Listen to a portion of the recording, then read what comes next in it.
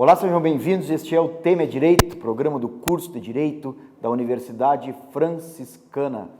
Hoje estamos fazendo um programa um pouco diferente porque estamos em meio ao 17º Seminário Teoria Jurídica, Cidadania e Globalização, que também comemora os 25 anos de história do curso de Direito da Universidade Franciscana. E o meu convidado de hoje, com muita alegria para celebrar esse momento, professor Vitor Hugo do Amaral Ferreira. Seja bem-vindo, meu amigo. Muito obrigado, professor. É sempre um prazer, uma honra retornar à minha casa, né? Onde eu me fiz aluno de Direito e hoje professor. Eu queria te ouvir um pouquinho, Vitor, sobre essa sensação, porque realmente tu tem uma história totalmente vinculada à Universidade Franciscana, ao curso de Direito. Tu começou como um aluno aqui. Eu lembro que há 20 anos atrás, quando eu entrei aqui, uma das primeiras pessoas que eu conheci foi tu. Né? No núcleo de prática jurídica. Exatamente. Agora, colegas, agora tu está afastado, trabalhando no Ministério da Justiça.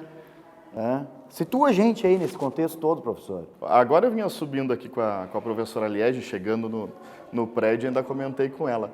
Eu entrei aqui em agosto de 99, né? E até dezembro de 2022 eu nunca tinha saído da instituição. Até pediu o afastamento, a licença para o Ministério da Justiça, né? E essa atividade muito eu fiz, de carregar o palestrante, né, do estacionamento até o salão, de organizar o evento. Fiz muito isso como aluno, depois como professor. A história passa aí pela organização da própria atividade da comunidade acadêmica da época, né? Porque como nós éramos a primeira turma, então até a própria organização de quem serão os professores do próximo semestre, né? Que nós não sabíamos. É diferente dos alunos que chegam agora e tem um curso montado. Então, a cada semestre era uma nova experiência. Isso lá em meados de 1999, 2000. Agosto de 99 começou o curso. É o início do curso. Aliás, oficialmente a portaria é de julho de 1999. E a primeira turma, autorização. Então... Exato. E aí tem o primeiro vestibular em julho. Isso. E em agosto começa o curso de Direito. Que era nesse prédio.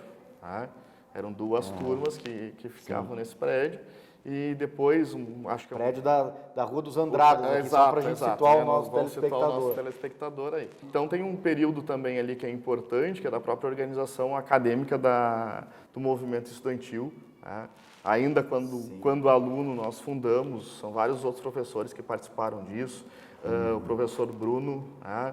O professor Marcos Palermo, eram pessoas que participaram aí da fundação do diretório acadêmico. E por muito tempo nós atuávamos não só nas questões que são mais próprias de diretório, que se acompanha aí, mas nós fazíamos grupos de estudos também, porque era a primeira faculdade particular da cidade. Né? E tinha o curso de Direito da UFN, né, que na época era Unifran, depois foi Unifra, né? E chegamos à UFN. Exato. E as seleções de estágio, elas eram em regra dos alunos da Universidade Federal. Claro. Né? Até porque era um curso que estava iniciando. Sim. E quando começou a ter os primeiros concursos para estágio, nós estudávamos para ser os primeiros. Né? E tinha um grupo de alunos que estudava, fazíamos as provas desse concurso de estágio e aí colocava a UFN nos primeiros lugares. Nós fomos construindo assim, a trajetória também de respeitabilidade, de reconhecimento do curso. Eu vejo os alunos assim da minha época muito envolvidos, inclusive com aprovação, com reconhecimento, né? Com a fase final de reconhecimento do próprio MEC. Todos os alunos participaram disso, né? No término, no encerramento da primeira turma, na formatura foi da o reconhecimento. Primeira turma. Exatamente. Essa é a linguagem... A técnica, né? A autorização, depois o reconhecimento, depois a renovação do reconhecimento. Isso já aconteceu mais umas 3, 4 vezes. Exato, mas vai acontecendo essa autorização do reconhecimento, mas ali nós era o fechamento, tinha uma autorização, não tinha um reconhecimento. Não depois tinha. ele se torna habitual, vai se tendo dentro de uma periodicidade. Exato. Mas ali era o primeiro. Então, vamos ver o que está para se formar aqui. Era a primeira turma. Sim. Então, isso gerava uma grande expectativa, tanto nossa quanto dos professores. E aí eu me formei dia 5 de janeiro de 2005.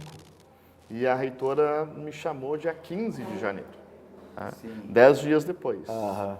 E aí eu fui entrevistado, pela reitora e aí eu lembro que antes de entrar na sala dela, eu conversei com o chefe de gabinete. Eu disse, será que se eu for contratado ela já me anuncia isso hoje? O Orlando. Né? Professor Orlando. Isso. E aí, a Costa. Né? Isso. Aí o professor Orlando disse assim, mesmo que ela tenha certeza, ela nunca anuncia aqui a contratação. E aí quando eu saí da entrevista, ela abriu a porta e disse, professor Orlando, encaminha o Vitor para o RH. Né?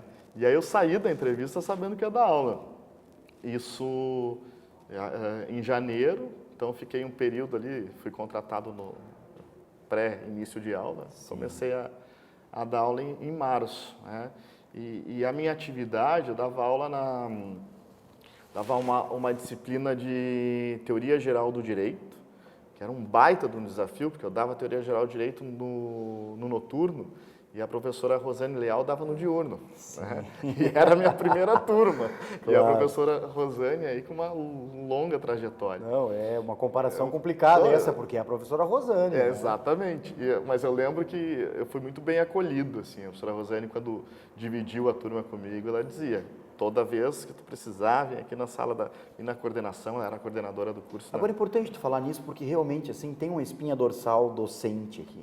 Tem um grupo de professores. E agora, na minha fala de abertura... Foram meus professores. Exato, na minha fala de abertura aqui do evento, eu vou falar sobre isso. Né? Nós temos um grupo de professores que estão aqui há muitos anos, há 20 anos, né? 20 ou um pouquinho mais de 20. E isso é muito difícil. A grande maioria, não é? Isso é muito difícil numa organização hoje, né, Vitor? Numa organização particular, privada. Né? Vai estabelecendo, vai construindo a história do curso.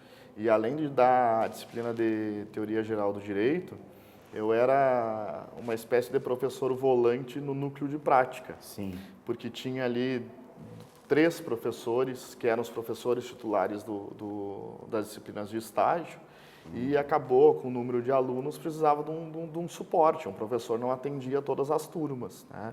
Hoje eu sei que cada turma de estágio tem 2 professores. E eu era esse professor que circulava ali como uma espécie de apoio nas disciplinas de prática, no prático 1 e prático 2. Né? Aí depois que acaba chegando na história de ter construído uma carreira na defesa do consumidor, no direito do consumidor, teve em algum momento que a professora Rosane me chamou na coordenação, e ela disse, Vitor, eu preciso que alguém assuma as disciplinas de direito do consumidor. Né? E não era uma disciplina que me era afeta, assim, sim, não era algo... Nem que tu tinha um domínio total, isso é muito comum dentro das universidades. E acho que é importante contar isso, né? Porque foi meio no acaso, eu não fui atrás do direito do consumidor. Incrível como isso constrói o pesquisador, o professor, alguém te abre uma porta às vezes. Exato, eu estudava muito, né? E aí nós temos uma linha comum aqui, eu era muito fã, ainda sou, respeito mais a professora Jânia, sim. Né? Que foi nossa orientadora, foi minha orientadora no mestrado e do professor no doutorado. E então, assim, eu queria ser um processualista, né? Eu queria ser o mais próximo do que é a professora Jânia. Claro. E eu estudava muito processo. Sim. E o consumidor acabou cruzando o meu caminho. A professora Rosane disse, Vitor, eu preciso que assuma ali, tu é o professor mais recente contratado aqui, preciso que assuma a disciplina de consumidor. E aí foi. E eu fui, e eu lembro que era para assumir até o final do semestre só. E terminou o final do semestre, eu esperei, eu não quero mais essa disciplina, eu não vou para consumidor de novo. Sim. E ela me chamou e disse, tem que ficar aí em consumidor. Pô, mas eu não quero consumidor. Sim. E olha, isso te levou até Brasília, exato, professor. Então eu acho que é importante contar isso, porque não tem aquela coisa assim, não, o cara sempre estudou consumidor, era a disciplina da vida dele, né? E não era. E aí eu fiz um primeiro semestre dando aula, terminei um meio semestre dando aula do consumidor, e aí dei o próximo semestre, e sempre dizendo, semestre que vem tu vai contratar alguém, né? Saiu disso. E aí eu lembro que eu fui num congresso do Instituto Brasileiro de Política e Direito do Consumidor, que é o Brasilcom. Esse congresso aconteceu em Florianópolis, e aí eu fui assistir tal do congresso, voltei de lá, poxa, eu estou dando aula errada aqui, né? Eu estou lendo, abrindo o código, estou falando do código, e daí o direito do consumidor é muito mais que isso. O direito do consumidor não é a letra da lei, né? Começa a falar de direito do consumidor, tu fala de sociedade de consumo, tu vai falar de psicologia, tu vai falar de economia, né? É uma diversidade de temas. E eu lembro que eu cheguei na coordenação e disse, Rosane, aquele professor de consumidor não contrata mais, que eu quero ser ele. Que maravilha. Deixa para mim. Conta para o nosso telespectador onde é que tu está hoje, Vitor. Eu estou no Ministério da Justiça como diretor do Departamento de Proteção e Defesa do Consumidor. Né? Para entender um pouco assim, nós temos um Sistema Nacional de Defesa do Consumidor. Ele é composto por todos os ministérios públicos especializados na defesa do consumidor, delegacias de polícia especializadas na defesa do consumidor, defensorias públicas, PROCONs e associações de defesa do consumidor. Esse é o Sistema Nacional de Defesa do Consumidor. Quem coordena o sistema, quem estabelece a Política Pública Nacional de Defesa do Consumidor é a Secretaria Nacional do Consumidor, que é uma secretaria vinculada ao Ministério da Justiça. Né? E nessa secretaria existe o Departamento de Proteção e Defesa do Consumidor. Esse departamento é o responsável por executar a Política Nacional de Defesa do Consumidor. Nem vou te perguntar os casos, né, o que está acontecendo agora, porque, né, mas se tu fosse eleger um, assim, o que tu acha que está hoje, assim, é o tema hoje principal é a regulação de plataformas digitais. E aí, tempo já, né? E aí, além de temas que são pontuais, que são novos e é muito tempo em torno dessa discussão, tem plataformas digitais, inteligência artificial, isso tudo interfere nas relações de consumo. Claro. E ao lado disso caminham situações que não são novas, mas elas têm uma nova roupagem, que é um novo modelo de negócio. Por exemplo, a venda de passagens se utilizando de uma plataforma, que é o caso da 123 Milhas, que é o caso do hotel urbano, o caso do Urb. Né? Então, são casos... O que as pessoas utilizam no seu dia a dia. Exato, né? E fizeram uma grande oferta e pode-se falar aqui a questão, inclusive, do nome das empresas, porque é público, né? São processos administrativos hoje de maior monta dentro da Secretaria Nacional do Consumidor. 123 Milhas tem um caso que é emblemático, tem uma série de consumidores que sofreram dano, hoje o processo está suspenso, administrativo, que tramita uma recuperação judicial em Belo Horizonte. Né? A Urb vai na mesma linha, fez uma oferta do que se chama, um produto que se chamava de pacotes flexíveis. Eu compro por R$2.000 uma viagem para Paris, mas eu não sei quando eu vou. Tá? Tem muitas pessoas com receio desse tipo de... Hoje é proibido, em função de uma decisão nossa, da Secretaria. Tem uma cautelar que determinou que não se venda pacote flexível. Quando você compra uma passagem, você tem que saber quando você vai viajar. Tá? Isso pode ter um período aí de 30 dias, mas eu não posso comprar... Até porque se comprava Paris com R$2.000, quando eu ia viajar um ano depois, não se pagava Paris com R$2.000. Eu até associei o receio mais com, por exemplo, você reservar um hotel numa plataforma dessas, ou você comprar uma passagem aérea por um outro tipo também de sistema, que não direto no site ou por telefone, como se fazia antes, não é, Vitor? Não, tem o próprio código, né? O código ele é extremamente inovador, ainda que ele vai completar agora em setembro 34 anos. Mas tem o parágrafo único do artigo 49 diz que uma compra feita fora do estabelecimento comercial, o cara tem 7 dias de exercício de arrependimento. Né? E aí o que era comprar fora do estabelecimento comercial em 1990? Porque esse artigo foi redigido lá, não tinha internet. Né? Não tinha essa relação de consumo que a gente se estabelece na internet hoje. Né?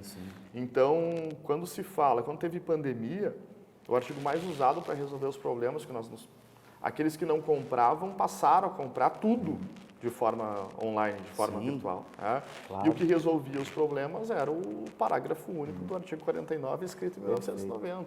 Eu vou situar o nosso telespectador aqui do porquê que eu estou conversando contigo hoje. Né? Porque tu estás aqui para fazer a abertura do nosso evento. 25 anos no curso. Exato. E eu queria te agradecer muito pela presença, meu amigo. Eu sei a dificuldade, ainda mais que estamos sem aeroporto na nossa capital, né?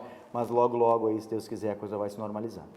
Bom, eu agradeço, né? Para mim, como eu disse no início, é voltar para a minha casa, né? Estar em casa. Então, estou muito honrado, emocionado. E acho que eu conversava também com a organização do evento, a professora Liege, e dizia para ela, é para eu falar sobre o quê? Qual é o tema? Né? E assim, conta a tua trajetória. Eu disse, palestra mais difícil da minha vida, porque falar de um tema de direito é uma coisa. Mas não Agora, deixa de ser uma homenagem à tua pessoa, professor, porque é merecido. Muito obrigado. Né? Mas contar a tua história, ela é interessante para mim, né, Cristiano? Eu não sei se todo mundo que está lá está querendo saber qual é a história do Vitor. Tem muita coisa para viver ainda, né, professor? Exato, mas eu agradeço aí. Eu que agradeço e aqui as portas sempre abertas. Obrigado. Agradecemos a você também pela audiência e fique ligado nos próximos programas da TV da Universidade Franciscana. Até a próxima.